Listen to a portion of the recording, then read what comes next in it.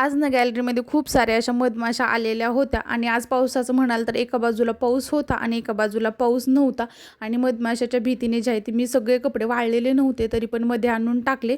मी काय केलं आता बेडरूममध्ये एक दोरी बांधली आणि त्याच्यावरती जे आहे ते कपडे वाळत टाकते, कारण 2 दिवस जरी टाकले तर कपडे काही वाळत नाहीत. आणि दुपारी भाजीपाला घेऊन आलेले होते ऋतूचे पप्पा, त्यामुळे आज मग म्हटलं ऋतूसाठी शेवग्याच्या शेंगाचं सूप जे आहे ते बनवून द्यायचं. तर त्याला ते खूप आवडतं. तर कुकरला त्याच्या अगदी 2 शेंगा ज्या मी घेतल्या आणि कुकरला त्याच्या 2 शिट्ट्या काढून घेतल्या. त्यामुळे शेंगा अजिबात म्हणजे एकदम छान अशा शिजतात. तर इथे शेंगा शिजलेल्या होत्या आणि मी चाळणीमध्ये टाकून त्याचा जो पण काही मधला गर आहे तो पूर्णपणे काढून घेतला आणि थोडंसं पाणी पण त्याच्यात मिक्स केलं आणि त्याला मी फोडणी देऊन घेणार आहे आता. तर पातेल्यामध्ये थोडंसं तूप टाकलं, तुपात जिरे आणि मोहरीची फोडणी टाकली, थोडंसं लसूण टाकलं तरी चालतं पण मी काही टाकला नाही.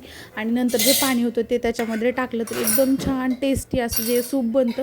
थोडीशी हळद चवीपुरतं मीठ टाकलं आणि अगदी थोडंसं लाल तिखट जे आहे ते मी त्याच्यामध्ये टाकलं तर इथे छान असं सूप तयार झालेलं होतं. आणि थंडीमध्ये तर हे सूप म्हणजे आता थोडंसं थंड वातावरण पण आहे तर हे सूप खरंच खूप छान आणि हेल्दी आहे.